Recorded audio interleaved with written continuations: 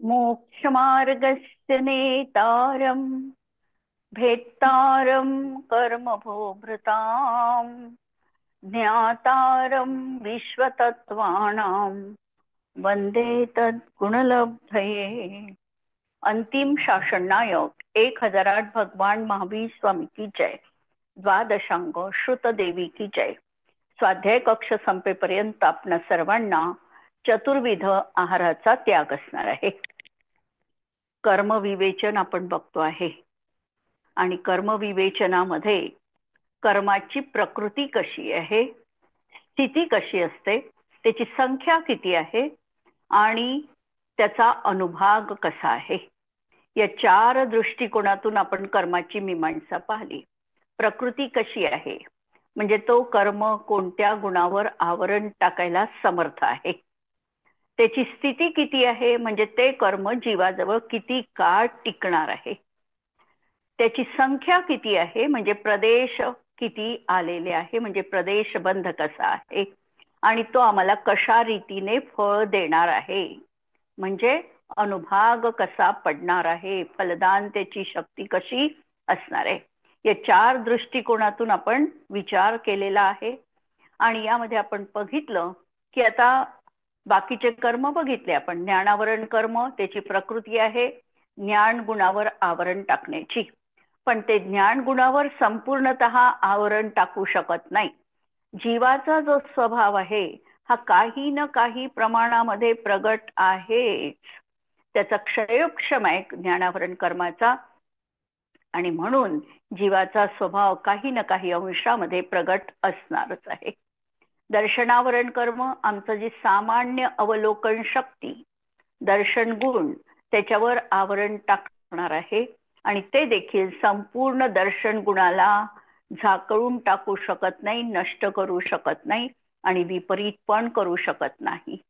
तिसरं पाहिलं होतं आम्ही वेदनीय कर्म, जे सुखदुःखामध्ये वेदन करविण्याला समर्थ आहे आणि हे कर्म मोहनीयाच्या पाठबळामध्ये कार्य करत असतं, त्याला संबल लागतं, मोहनीय कर्माचा आधार पाहिजे आणि यावरच ते आपलं कार्य करत असतं, असं हे वेदनीय कर्म। आणि आता आम्ही कर्म बघतोय ते मोहनीय कर्म। मोहनीय कर्म हे या कर्माला सर्व कर्मांचा राजा म्हटलेला आहे। या मोहाच्या अधीन होऊन पूर्ण अनादी कालापासून हा जीव या मोहाच्या एक छत्री साम्राज्याखाली विद्यमान आहे। म्हणजे मोहाचं एक छत्री साम्राज्य या सर्व जगातील प्राणी मात्रांच्या हृदयावर आहे आणि त्यांनी हा ग्रसित झालेला आहे। उदाहरण या मोहनीय कर्माचं पाहायचं असेल तर मदिरा प्राशन केलेली व्यक्ती, ज्याप्रमाणे मद्यप्राशन केलेल्या व्यक्तीला स्वतःची ओळख नाही, ती कुणाला कधीही कशाही प्रकारे वागू शकते, स्वतःच्या घरामध्ये जाईल किंवा इतरांच्याही घरात जाईल, अशा प्रकारची तिची वृत्ती असते, तिला होश नसतो। अशी ही मद्यपी जशी आहे त्याप्रमाणे मोहनीय कर्माची प्रकृती देखील स्वतःच्या आत्मस्वरूपाला आठवण करू देत नाही। मी कोण आहे याचं उत्तर आम्हाला मोहनीय कर्म शोधू देत नाही। स्वतःचं अस्तित्व मोहनीय कर्मामुळे आमचं बदललेलं आहे, पराला आम्ही आमचं मानतो आहे आणि जिथे स्वत्व आहे त्याला मात्र आम्ही जाणत नाही, असं हे मोहनीय कर्माचं कार्य जीवनामध्ये दिसणार आहे। हा मोहनीय कर्म जे आहे हे मोहनीय कर्म या सगळ्या गुणांना, दर्शन गुणाला, ज्ञान गुणाला विपरीत करण्याचं कार्य करते। चारित्र गुणाला देखील हे मोहित करण्याचं कार्य करतं आणि साता आणि असाता कर्माच्या उदयात मोहनीय कर्मच जीवाला सुखदुःखाचं वेदन करून आत्म्याला प्रभावित करतं। म्हणजे हे चारही कर्म अणुजीवी गुणांवर, ज्यावर आत्म्याचं अस्तित्व अवलंबून आहे त्यावर प्रभाव टाकतात आणि म्हणून अणुजीवी गुणांच्या पर्यायीच्या घातामध्ये जे समर्थ आहे त्याला घाती कर्म असं आपण म्हटलेलं आहे। हे जे कर्म आहे, हे कर्म मोहनीय कर्म दोन प्रकारचं आहे. एक दर्शन मोहनीय कर्म आणि दुसरं चारित्र मोहनीय कर्म. दर्शन मोहनीय कर्म जीवाचा श्रद्धा गुण विपरीत करतं. श्रद्धा प्रत्येकाजवळ आहे. आज आम्ही संसारी अवस्थेत आहे, पण आमची कुणानं कुणावर श्रद्धा जरूर असते. देवावर श्रद्धा असते, भलाई ती खऱ्या देवावर असेल असं नाही. देवावर असते, घरातल्या व्यक्तींवर असेल किंवा पैशावर असेल, कुणावर आमची श्रद्धा आहे. श्रद्धा अशी की आम्हाला हे सहाय्य करतील अशा प्रकारची श्रद्धा आहे. पण मोहनीय कर्मामुळे आमची ही श्रद्धा गुण जो आहे हा विपरीत बनलेला आहे. आमची श्रद्धा कुठे आणि कशी असावी हे मोहनीय कर्म निर्धारित करू देत नाही. वास्तविकतः आमच्या स्व आत्मतत्वावर आमची श्रद्धा हवी आहे आणि मी माझाच सगळ्या परिस्थितीला म्हणजे सामोरं जायला समर्थ आहे, हा भाव आमच्या अंतरंगामध्ये असला पाहिजे. म्हणजे आमची श्रद्धा जी आज विपरीत झालेली आहे, ही श्रद्धा दर्शन मोहनीय कर्माच्या उदयाच्या निमित्ताने विपरीत झालेली आहे. म्हणून हा असा दर्शन मोहनीय. या दर्शन मोहनीयाचे तीन भेद आहे. एक आहे मिथ्यात्व, दुसरा आहे सम्यक मिथ्यात्व आणि तिसरा आहे सम्यक प्रकृती. तर मिथ्यात्व कर्म काय करतं? मिथ्यात्व की ज्या कर्माचा उदय असताना, या मिथ्यात्व कर्माचा उदय असताना आम्हाला खऱ्या देव शास्त्र गुरुवर समीचीन श्रद्धा असत नाही. नंतर 7 तत्व जी आमची सांगितलेली आहे, जीव अजीव, आश्रव बंध, संवर, निर्जरा आणि मोक्ष, यावर देखील आमची परिपूर्ण अकाट्य श्रद्धा असत नाही. पंचपरमेष्ठीवर अकाट्य श्रद्धा नसते. शरीराला आपलं मानतो, परपदार्थामध्ये मोह करतो, परामध्ये पराचं मी चांगलं वाईट करू शकतो अशी कर्तृत्व बुद्धी जीवनात बाळगतो, परवस्तूचा मी भोग घेऊ शकतो अशा प्रकारची विपरीत मान्यता मिथ्यात्व कर्माच्या उदयात जीवाची असते. खूप भोग मला मिळाले तर मी खूप सुखी आहे अशी विपरीत मान्यता मिथ्यात्वाचं फळ आहे. वास्तविकतः खूप भोग असतील, जसं आम्ही म्हणतो खूप भोग आहे म्हणून खूप सुखी आहे, असं वास्तविकतः असत नाही. किंवा अशा अनेक विपरीत मान्यता या मिथ्यात्व कर्माच्या उदयात असतात. किंवा पंचेंद्रियाच्या विषयात सुख आहे हे हा मानतो, जगामध्ये पराला आपलं शत्रू किंवा मित्र अशा प्रकारचं मानतो, परामध्ये रागद्वेष करतो. अनेक अशा प्रकारच्या विपरीत मान्यता या मिथ्यात्व कर्माच्या उदयामध्ये जीव बाळगून आहे. आणि मुख्य मान्यता तर ही आहे की शरीर आपलं मानतो. जोपर्यंत या शरीराविषयी हे शरीर माझं आहे अशा प्रकारची बुद्धी आहे, तोपर्यंत हा जीव मिथ्यात्वी असणार आहे. ही सगळी मिथ्यात्वाची लक्षणं सांगितली. आता आम्हाला काय करायचंय?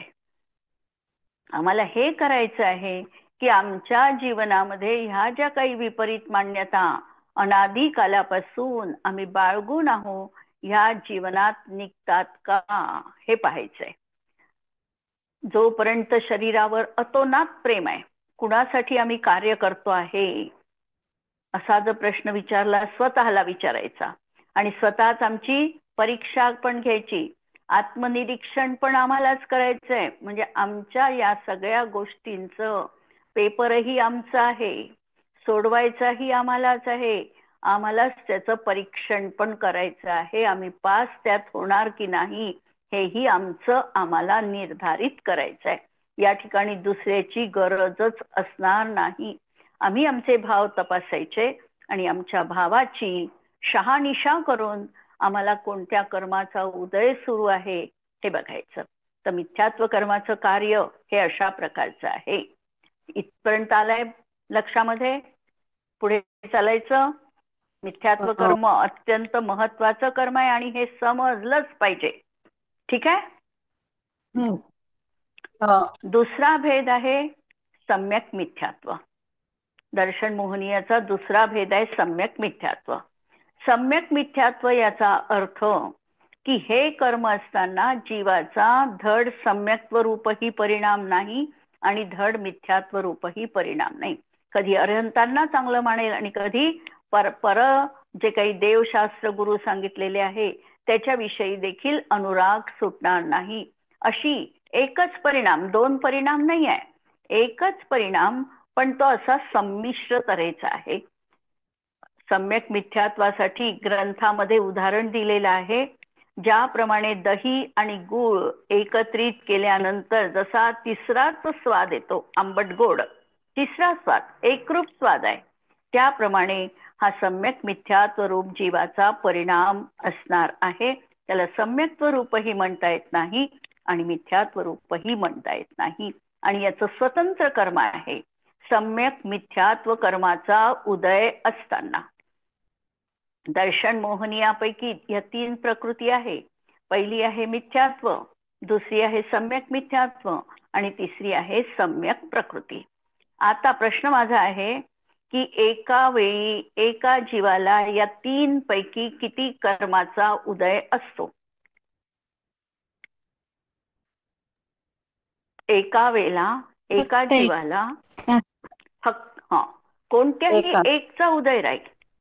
जर त्याला मिथ्यात्वाचा उदय असेल तर त्याचं गुणस्थान पहिलं राहील. जर त्याला सम्यक मिथ्यात्वाचा उदय असेल तर त्याचं गुणस्थान तिसरं राहील. आणि सम्यक प्रकृतीचा जर त्याला उदय असेल तर त्याचं गुणस्थान चौथं, पाचवं, सहावं, सातवं, 4 ते 7. 4 ते 7 पर्यंत, म्हणजे 7 पर्यंत त्याची गुणस्थानं कोणतीही राहू शकतात आणि तो जीव क्षायोपक्षमिक सम्यक्त्वी आहे. या दोन याच्यामध्ये तो मिथ्यात्वी म्हटला जातो किंवा विपरीत ज्ञानवाला म्हटला जातो मिथ्यात्वात आणि याच्यामध्ये. परंतु सम्यक प्रकृतीच्या उदयात तो क्षायोपक्षमिक सम्यक दृष्टी म्हटल्या जातो. ठीक आहे. तर मिथ्यात्व सम्यक मिथ्यात्वाचं गुणस्थान आहे तिसरं आणि या गुणस्थानाचा काळ किती आहे, किती काळ हे राहू शकतात परिणाम जीवाला? अंतर्मुहूर्त राहतं. फक्त तिसरं गुणस्थान जास्तीत जास्त होईल तर अंतर्मुहूर्त राहतं. अंतर्मुहूर्तापेक्षा हे गुणस्थान जास्त काळ राहत नाही. त्यानंतर एक तर तो मिथ्यात्वात जाईल, एक तर तो क्षायोपक्षमिक सम्यक्त्वी होईल. काही ना काही त्याला व्हावं लागतं कारण या गुणस्थानाचा काळ जास्तीत जास्त अंतर्मुहूर्त असणार आहे. आणि सम्यक प्रकृतीचा उदय किती काळ राहू शकतो जीवनात? एखाद्या जीवाला सम्यक्त्व असेल तर 66 सागर राहतो का? हो बरोबर आहे. मी थोडा मुद्दाम उलटा प्रश्न विचारला. सम्यक प्रकृतीच्या उदयात आहे क्षायोक्षमिक सम्यक्त्व असं नाही म्हणायचं. कसं आहे, आपण बोलतानाची भाषा कशी असते आमची? सम्यक प्रकृतीच्या उदयात क्षायोक्षमिक सम्यक्त्व आहे. वाक्य करेक्ट आहे की चुकीचं आहे? चुकीचं आहे. कोणत्याही याच्या उदयात काहीच नाही राहू शकत. म्हणजे मग काय वाक्य कसं पाहिजे? क्षायोक्षमिक सम्यक्त्वात काय वाक्य पाहिजे? मिथ्यात्वाने सम्यक मिथ्यात्वाच्या अनुदयात असं म्हणावं लागेल का मग? मिथ्यात्वाने सम्यक मिथ्यात्व याच्या अनुदयात जो भाव प्रकट होतो जीवाचा तो म्हणजे औपचारिक भाव. इथे क्षायोक्षमिक हा भाव लावायचा आहे आपल्याला. या ठिकाणी भाव लावताना क्षायोक्षमिक लावताना कसा लावाल? 3 स्टेप्स पाहावं लागतील. 3 स्टेप्स. पहिली स्टेप, वर्तमान काळी उदय येण्यायोग्य 4 अनंतानुबंधी, नंतर मिथ्यात्व आणि सम्यक मिथ्यात्व, या 6 प्रकृतींचा काय राहील? सर्वघाती स्पर्धकांचा उदयाभावी क्षय. भविष्यकाळी उदयात येणाऱ्या या 6 प्रकृतींचा सद्वत्सारूप उपशम आणि वर्तमान काळामध्ये सम्यक प्रकृतीचा उदय, अशी कर्माची अवस्था असताना जीवाला जो भाव प्रगट होईल तो आहे क्षयोपक्षमिक सम्यक्त्व. म्हणजे त्याला क्षयोपक्षमिक सम्यक्त्व सम्यक प्रकृतीच्या उदयात म्हणायचं नाही. उदयात त्याच्या जीवनात सम्यक्त्वामध्ये दोष लागलेले आहे, चल मल अगाढ. आणि कशाने सम्यक्त्वाची प्राप्ती झाली आहे? या 6 प्रकृतींच्या अनुदयामध्ये त्याला सम्यक दर्शनाची प्राप्ती झालेली आहे. एकदा परत व्याख्या सांग ना, म्हणजे थोडं लिहिताना एकदा क्षमिक सम्यक्त्वाची व्याख्या एकदा. क्षमिक क्षमेची व्याख्या की वर्तमान काळी उदय येण्यायोग्य अनंतानुबंधी मिथ्यात्व आणि सम्यक मिथ्यात्व या 6 प्रकृतींचा उदयाभावी क्षय. भविष्यकाळी उदयात येण्यायोग्य या 6 प्रकृतींचा सद्वत्सारूप उपशम आणि वर्तमान काळामध्ये सम्यक प्रकृतीचा उदय, अशी कर्माची अवस्था असताना जीवाला जो श्रद्धा गुणाचा परिणाम अभिव्यक्त आहे तो क्षयोपक्षमिक सम्यक्त्व आहे. क्लिअर? हो. मला ते फक्त 6 हे अनंतानुबंधी मिथ्यात्व आणि सम्यक मिथ्यात्व याचा सर्वगात्र सदांगांचा उदयभावी क्षय. ठीक आहे. उदयाभावी क्षय आणि पुढे सत्वस्वरूप उपशम. फक्त हे कोणत्या होत्या ते बरोबर आहे, अनंतानुबंधी मिथ्यात्व सम्यक मिथ्यात्व.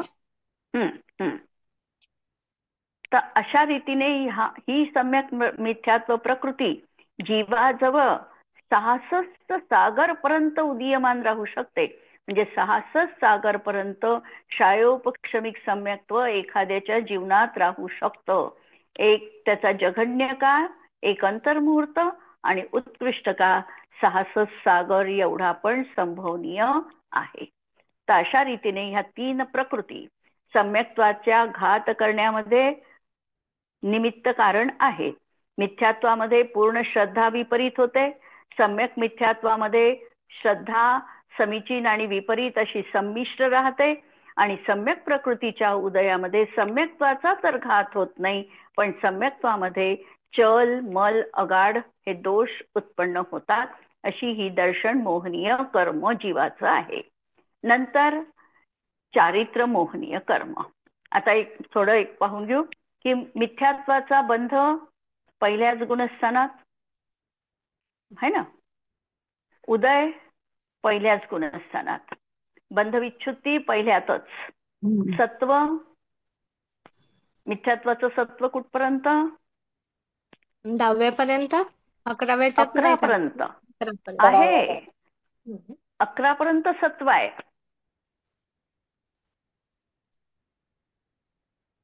अकराव्या गुणस्थानात मिथ्यात्वाच्या उदयामुळे तो खाली येऊ शकतो. 11 पर्यंत सत्व आहे. 11व्या गुणस्थानापर्यंत सत्व आहे.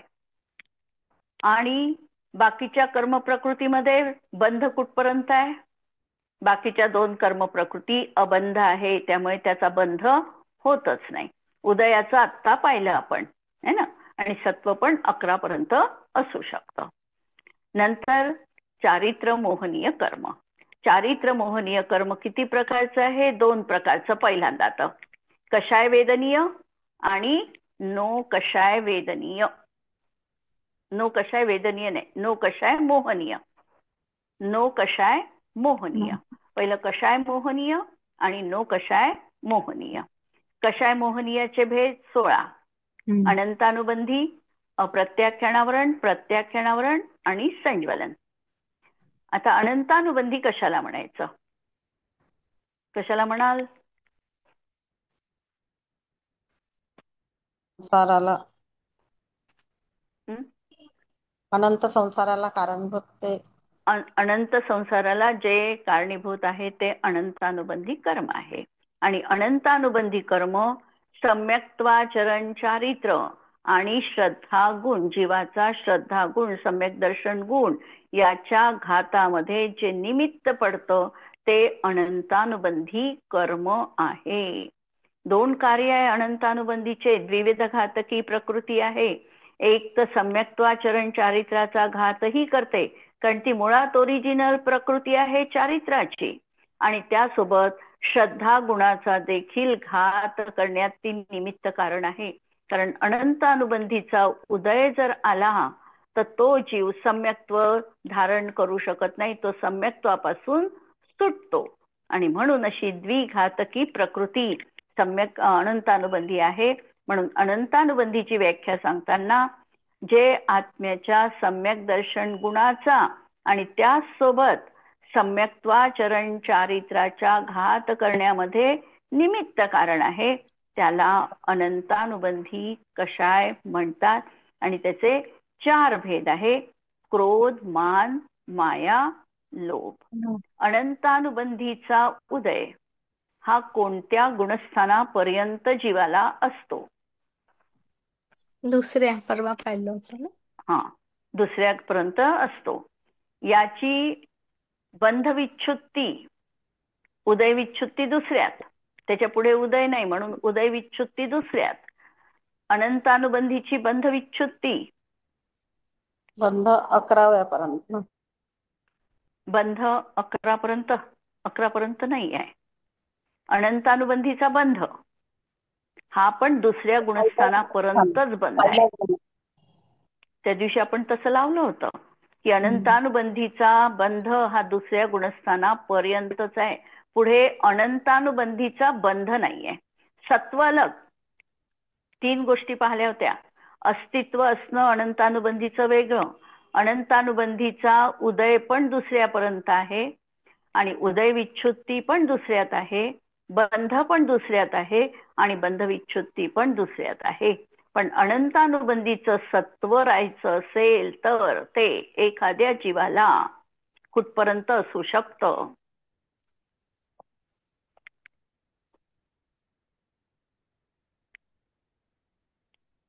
आपण पाहिलं, उपशम श्रेणी अपेक्षेने पाहिलं होतं. तिथे पण सांगितलं होतं 7व्या गुणस्थानापर्यंत राहू शकतं. जेव्हा तो श्रेणी आरोहण करणार आहे त्याचं सत्व आता तो ठेवत नाही. औपशमिक श्रेणीनी जाणार असेल तरीही 7व्यामध्ये अनंतानुबंधीचं सत्व त्याला विसंयोजना करून अप्रत्याख्यानादी रूपाने तो करतो. आठवलं प्रकरण? म्हणजे अनंतानुबंधीचं सत्व एखाद्याच्या जीवनात राहिलं तर 7 पर्यंत राहू शकतं, किंवा एखादा जीव 4थ्या गुणस्थानातच क्षायिक सम्यक दृष्टी झाला तर त्याचं सत्व तिथेच नष्ट होतं 4थ्या गुणस्थानात. जसं श्रेणिक राजा आहे. श्रेणिक राजानी कोणत्या गुणस्थानात आहे आता समजा 4थ्यात, आणि क्षायिक सम्यक्त्व आहे. मग क्षायिक सम्यक्त्व आहे तर अनंतानुबंधी सत्तेत आहे का त्याच्या? नाही आहे. म्हणजे अनंतानुबंधी आणि मिथ्यात्व यांची अशी जोडी आहे की हे एकदमच जाणार आहे. अनंतानुबंधी राहिलं तरीही चालणार नाही आणि मिथ्यात्व राहिलं तरीही चालणार नाही. म्हणून या 5ही प्रकृती कोणत्या? 4 अनंतानुबंधीच्या, 1 मिथ्यात्वाची, आणि ह्या 2 ऍडिशनल लावा. अशा 7 प्रकृतींचा क्षय करून कोणताही जीव क्षायिक सम्यक दृष्टी बनवू शकतो. आणि क्षायिक सम्यक्त्व हे 4थ्या गुणस्थानातही जीवाला होऊ शकतं. म्हणून एखाद्याच्या जीवनात 4थ्या गुणस्थानापर्यंतच अनंतानुबंधीचं सत्व असेल. त्यांनी समजा 4थ्यात क्षायिक सम्यक्त्व केलं तर त्याचं 4थ्याचं सत्व संपलं. नाही संपलं त्याचं 4थ्यात सत्व तर तो क्षायिक सम्यक्त्व 4 ते 7 गुणस्थानात कुठेही करू शकतो. आवश्यक नाही की त्यांनी 4थ्यातच सत्व घालवलं पाहिजे किंवा क्षायिक बनला पाहिजे. तो 4 ते 7 गुणस्थानात महाराज असतील एखादे मुनी महाराज, आणि मुनी महाराज क्षायक्षमिक सम्यक्त्व आहे त्यांच्या जीवनात, पण त्यांना क्षायिक सम्यक्त्व ते 7व्या गुणस्थानातही प्राप्त करून घेऊ शकतात. म्हणून 7 पर्यंत अनंतानुबंधी जीवनामध्ये सत्वरूपाने असू शकते. क्लिअर? शंका काही? शंका नाही ना? नाही. हा, आता मग दुसरं अप्रत्याख्यानावरण कसं आहे? अप्रत्याख्यानावरण कसं आहे? हा, जे जो कशाचा घात करतो? आता हे सगळे चारित्र्याचा घात करणार आहे. चारित्र एक देश चारित्र्याचा, म्हणजे जे आत्म्याच्या एक देश चारित्र्याचा म्हणजेच देश चारित्र्याचा म्हणजेच संयम चारित्र्याचा म्हणजेच अनुव्रतांचा घात करतात. अर्थात त्याच्या उदयाने श्रावकाची व्रत पालन करण्याचे परिणाम जीवाला होत नाही. ते कोणतं कर्म आहे? अप्रत्याख्यानावरण कर्म आहे.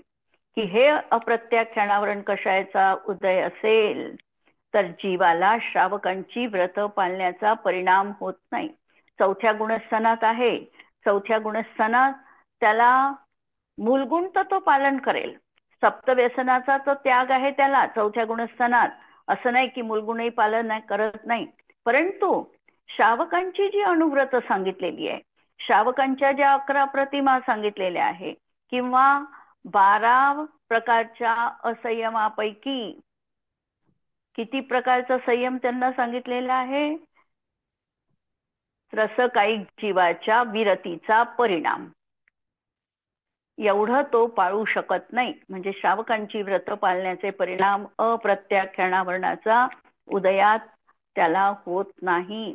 म्हणून जे आत्म्याच्या देशघाती चारित्र्याचा घात करण्यामध्ये निमित्त आहे त्याला काय म्हणायचं?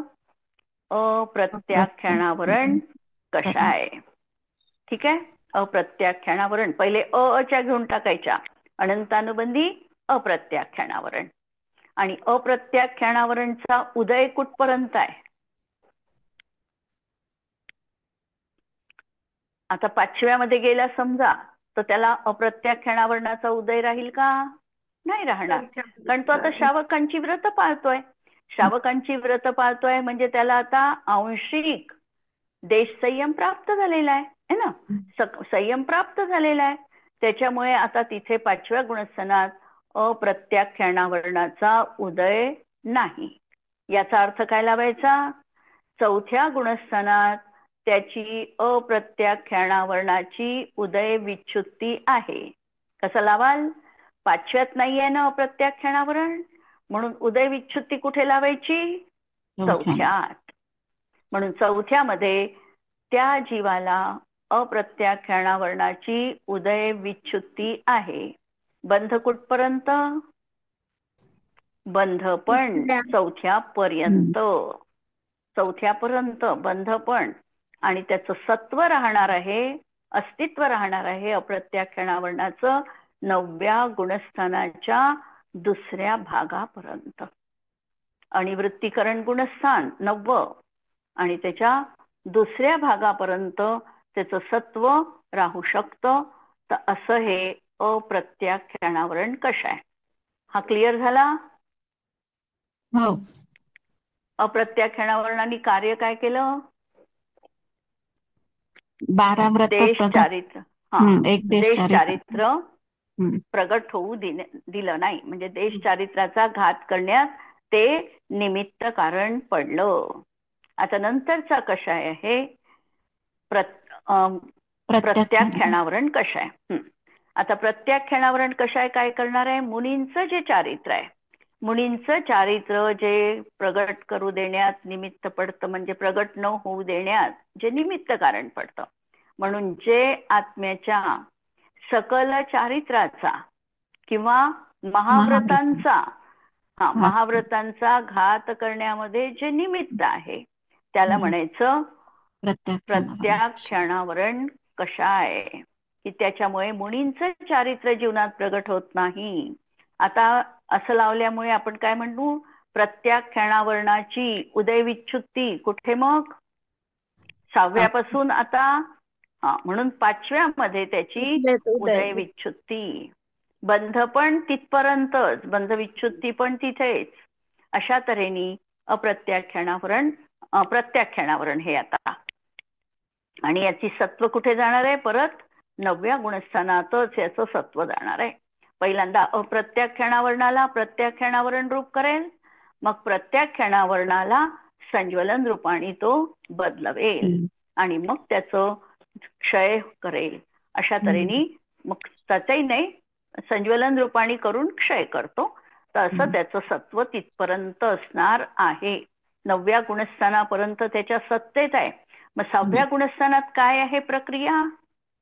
त्याचा क्षयोपशम आहे. लक्षात घ्यायचं. 7व्या गुणस्थानापर्यंत मुनींचं चारित्र्य कोणतं चारित्र्य म्हटलं जातं? औपशमिक, क्षायिक, क्षयोपशमिक या 3 मध्ये कोणतं चारित्र्य म्हटलं जातं त्यांचं? क्षयोपशमिक चारित्र्य म्हटलं जातं. औपशमिक चारित्र्याची सुरुवात कुठून होणार आहे? 8व्या गुणस्थानात. 4थ्यात नाही, 8व्यात श्रेणी. सम्यक्त्व तर 4थ्यात आणि श्रेणी आरोहण चारित्र्य 8व्यापासून पुढे. क्षायिक चारित्र्याची सुरुवात 8व्यापासूनच क्षायिक चारित्र्याची पण सुरुवात आहे. दोन्ही क्लिअर? आणि आता शेवटचं आहे कोणतं? संज्वलन. संज्वलनचा अर्थ काय आहे? आता ह्या ज्या 12 प्रकृती आपण बघितल्या, कोणत्या? अनंतानुबंधी, अप्रत्याख्यानावरण आणि प्रत्याख्यानावरण. या 12ही कषायांमध्ये ज्या ज्या काही प्रकृती त्याच्या आहे, या सगळ्याच्या सगळ्या प्रकृती सर्वघाती रूपाच्या आहे. कशा प्रकृती आहे ह्या? सर्वघाती रूपाच्या. आता ही जी संज्वलन येणार आहे, ही संज्वलन प्रकृती, याच्यामध्ये काही स्पर्धक देशघाती रूपाचे आहे आणि काही स्पर्धक सर्वघाती रूपाचे असणार आहे. संज्वलन मध्ये काही स्पर्धक सर्वघाती आणि काही स्पर्धक देशघाती आहे. पहिल्या गुणस्थानामध्ये त्या जीवाला अनंतानुबंधीचा क्रोधाचा उदय असेल तर किती क्रोधाचा उदय ऍट ए टाइम असतो? एखाद्या जीवाला पहिल्या गुणस्थानात समजा क्रोध कषायाचा त्याला उदय आहे अनंतानुबंधीचा, तर त्याला किती क्रोधाचा उदय असतो? त्याला त्यावेळेला नाही, लक्षात घ्या, अनंतानुबंधीचा क्रोध, अप्रत्याख्यानाचा क्रोध, प्रत्याख्यानाचा क्रोध आणि संज्वलनचा क्रोध, म्हणजे 4 क्रोधाचा उदय असतो. त्यावेळी असतो का? एका समयात सगळा उदय आहे हा. मानाचा असेल तर 4 प्रकारचा मान उदयात असतो. क्लिअर झालं का हे? याच्या बाबतीत असं नाहीये, पण चारित्र्य मोहन याच्या बाबतीत आहे. म्हणजे मिथ्यात्व, सम्यक मिथ्यात्व आणि सम्यक प्रकृती एका वेळी नाही येऊ शकत उदयात. बरोबर. 4 कषाय एका वेळी असतात. एक कषाय, 4 पण कषाय नाही, एक कषाय. पण एक असेल तर त्याच्यासोबत ते 4 पुढचे आहे, तेच क्रोध. मान असेल तर मानच, असा उदय आहे. आणि आता समजा एखाद्या जीवानी मान केला तर त्याला बंध कितीचा होतो? 4चा. म्हणजे क्रोध, मान, माया, लोभ म्हणजे 16 कषायांचा बंध होतो. परत लक्षात घ्या, उदयात येताना 4चा तो मिळून एक उदयात येईल. आणि कोणताही करा तुम्ही, अनंतानुबंधीचा क्रोध, मान, माया, लोभापैकी कोणताही एक परिणाम केला तरी तुम्हाला बंध होताना अनंतानुबंधी क्रोध, मान, माया, लोभ, प्रत्याख्यान, प्रत्याख्यान आणि संज्वलन 16 ही याचा बंध होणार आहे. एकाचा बंध नाही होत. आली का विवक्षा लक्षात? म्हणजे आमच्या सत्तेमध्ये कर्मानी किती आम्हाला दिलेलं आहे भरभरून, लक्षात घ्या. तुम्ही एवढूसा परिणाम करा की कर्म भरभरून येणार आहे. तुम्ही क्रोध केला तर तुमच्याजवळ 16 तऱ्हेचे कषाय येणार आहे ताबडतोब. आहे का असं कुठे मल्टिपल होण्याचं साधन? पैसा पण तिथे कर्मात आहे असं साधन की तुम्ही एकच परिणाम करा. क्रोध केला अनंतानुबंधीचा तर ते 16च्या 16 पण बांधल्या जाणार आहे. अनंतानुबंधी 4, अप्रत्याख्यान 4, प्रत्याख्यान 4, संज्वलन 4, हे 16 ही बांधल्या जाणार आहे. आणि संज्वलनच्या बाबतीत कसं आहे? संज्वलन ही प्रकृती कशी आहे? देशघाती. याच्यामध्ये काही स्पर्धक सर्वघाती रूपाचे आहे आणि काही देशघाती रूपाचे आहे. पहिल्या 4 गुणस्थान पर्यंत लक्षात घ्या वाक्य, पहिल्या 4 गुणस्थान पर्यंत संज्वलनच्या सर्व घातीचा उदय असतो. पहिल्या 4 गुणस्थानापर्यंत संज्वलनच्या सर्व घाती स्पर्धकांचा उदय असतो. पण 5व्या गुणस्थानापासून त्याच्या देशघातीचा उदय पण सुरू होतो. आणि देशघाती सर्वघाती हे कशावरून ठरलं जातं माहिती आहे? देशघाती आणि सर्वघाती ठरल्या जातं जे 4 तऱ्हेचा आपण अनुभाग बघितला होता, लता, दारू, अस्थि आणि शैल. त्यापैकी लता रूप जो काही अनुभाग आहे हा देशघाती रूपाचा आहे. म्हणजे कुणाला एक स्थानीय उदय येत असेल लता रूपाचा तर त्याला केवळ देशघातीचा उदय आहे. आणि लता दारूचाही पहिला भाग जो आहे हा देशघाती रूपाचा आहे. आणि नंतर दारूचा पुढचा भाग, नंतर अस्थि आणि शैल हा जो अनुभाग आहे हा सर्वघाती रूपाचा आहे. ही व्यवस्था सर्वघाती युक्त देशघाती युक्त सर्वघातीत आहे. सर्वघातीचा सगळा अनुभाग कसा आहे? अस्थि शैल रूपाचा. तिथे अशी व्यवस्था नाही. बाकीचं प्रकरण आपण पुढच्या क्लासमध्ये बघू. यावर कुणाला काही प्रश्न? तू प्रत्याख्यानावरणच्या वेळेस 6व्या गुणस्थानात काय असते सांगितलं? प्रत्याख्यानावरणाचा अनुदय.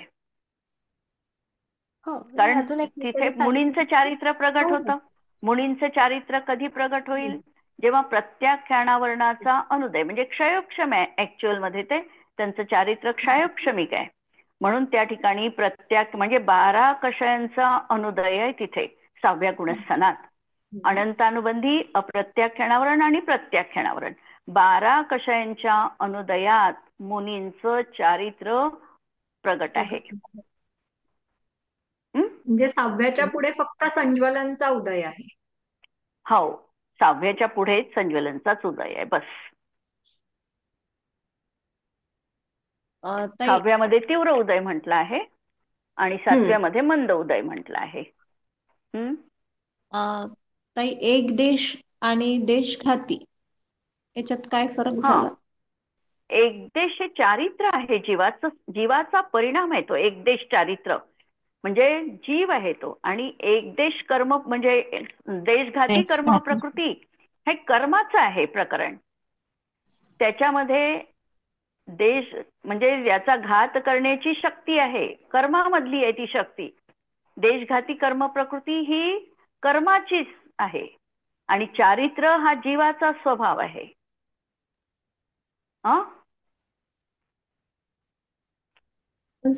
ठीक आहे. त्यांचा अर्थ तर थोडा सारखाच लागतोय. नाही नाही नाही, अर्थ नाही लागत. पुढच्या याच्यात घेते मी. आता वेळ संपत आली आहे. पुढच्या याच्यात घेते. हे चारित्र्य आणि देशघाती ह्या कर्म प्रकृती आहे आणि हे जीवाचा स्वभाव आहे. पुढच्या वेळेला क्लिअर करू आणखी. ठीक आहे. आता कारण वेळ होत आली. स्तुती म्हणू.